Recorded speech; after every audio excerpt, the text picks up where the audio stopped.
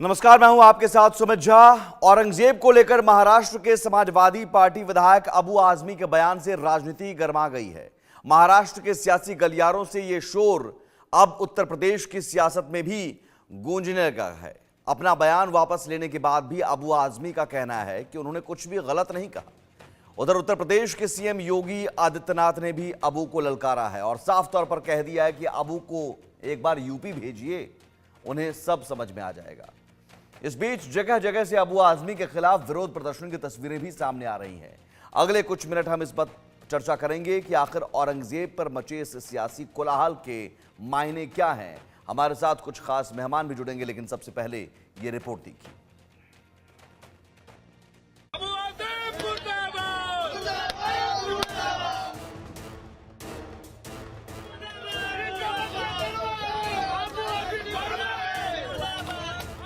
औरंगजेब के नाम पर देश की सियासत गरमाई हुई है।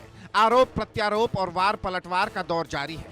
दरअसल ये कहानी महाराष्ट्र में समाजवादी पार्टी के विधायक अबू आजमी के उस बयान से शुरू होती है जब उन्होंने मुगल शासक औरंगजेब की खुलकर तारीफ कर दी। कसीदे गढ़े कि औरंगजेब इंसाफ पसंद बादशाह था, उसके कार्यकाल में ही भारत सोने की चिड़िया बना और औरंगजेब के समय में राजकाज की लड़ाई थी, धर्म की नहीं।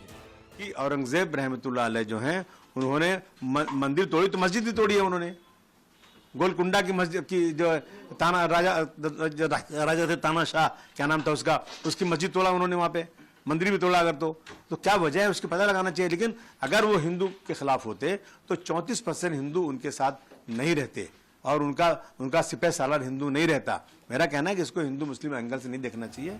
अबू ने यह बयान दिया तो महाराष्ट्र विधानसभा से उन्हें सस्पेंड कर दिया गया, लेकिन मामला यही नहीं थमा।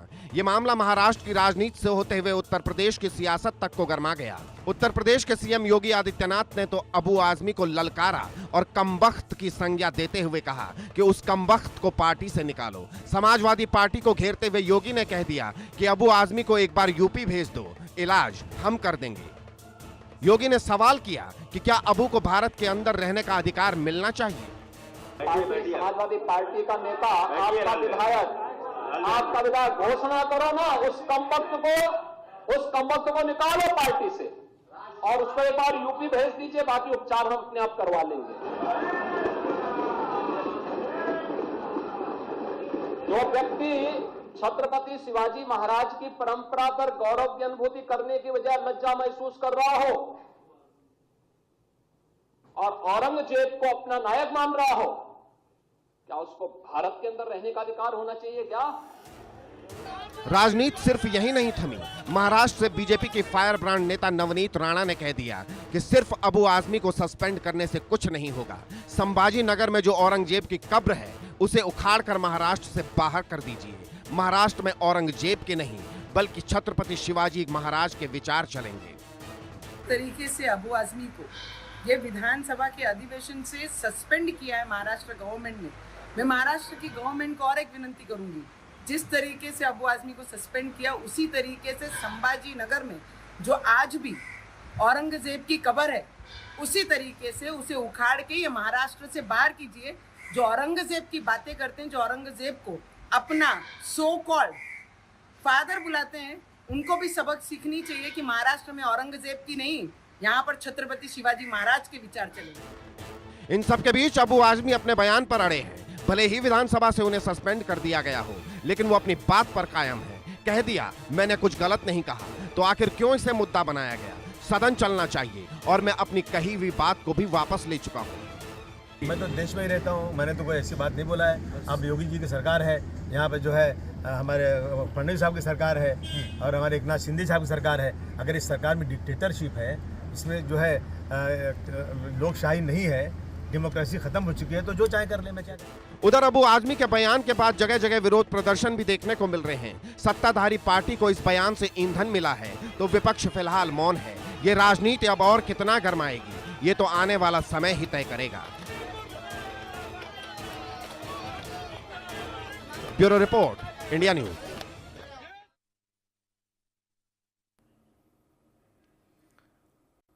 और सबसे बड़ा सवाल यह है कि जिस पार्टी के विधायक हैं अबू आजमी, उस पार्टी के मुखिया अखिलेश यादव अब तक खामोश क्यों हैं? क्यों नहीं उन्होंने एक शब्द कहा या तो फिर विधायक के बचाव में कह दीजिए, या तो फिर विधायक के बयान के खिलाफ कह दीजिए। ये खामोशी क्या कहती है, या विपक्ष की खामोशी क्या कहती है? हमारे साथ खास मेहमान जुड़े हुए हैं। डॉक्टर आशीष हांडा हैं, बीजेपी के नेता, साथ ही डॉक्टर मोहित शुक्ला हिंदू धर्मगुरु हैं, फाजिल अहमद है, मुस्लिम स्कॉलर। लेकिन हम मेहमानों के पास जाएं उससे पहले एक बार फिर से, अभी तुरंत कुछ देर पहले फिर से बयान अबू आजमी का आया है, वो बयान सुन लेते हैं। फिर से वही कह रहे हैं कि मुद्दा ऐसे नहीं बनाया जाना चाहिए। मैं तो जमाने में पैदा हुआ नहीं था, हमने तो जो हम हिस्टोरियन ने जो लिखा, हिस्टोरियन ने वही हम पढ़ के बोल सकते हैं। तो Satish Chandra ji, Audrey Truschke, doctor Rajiv Dixit, doctor Ram Puniyani, Avadh Ojha, Meena Bhargava, ये सब लोगों के कागजात मेरे पास मौजूद, इसमें रखे हुए सारी चीज़ें, उनके स्टेटमेंट्स हैं। जो स्टेटमेंट्स हैं मंदिर के बारे में, जो डेवलपमेंट के बारे में, मैंने वही बोल दिया कि भारतवर्ष का उसका GDP बहुत अच्छा था, और जो है उन्होंने मंदिरों को दान भी दिया है, जो लिखा है इसमें। ऐसा नहीं मैं मेरी मर्जी से, इसी तरह की स्टेटमेंट मैंने दिया और चला गया मैं। अब इससे एक बात यह है कि आपने महापुरुषों को अपमानित किया। इसमें अपमान कहाँ हुआ कि मैंने कैसे अपमान किया? मैं कभी जिंदगी में महापुरुषों का अपमान कर ही नहीं सकता हूँ। मैं खुद ही हूँ, असेंबली में कई बार मैंने खड़े होकर बोला है कि साहब, जो लोग भी किसी महापुरुष का अपमान करते हैं उनको छोटा मोटा नहीं 10 साल की सजा होना चाहिए, क्योंकि फैशन बन चुका है ये अपमान करने का। तो मैंने कहा किया, अब उसके ऊपर मुझे जो है पूरे सेशन के लिए सस्पेंड कर दिया गया है। मैं समझता हूँ ये नाइंसाफी है। तो 4 मेहमान हैं।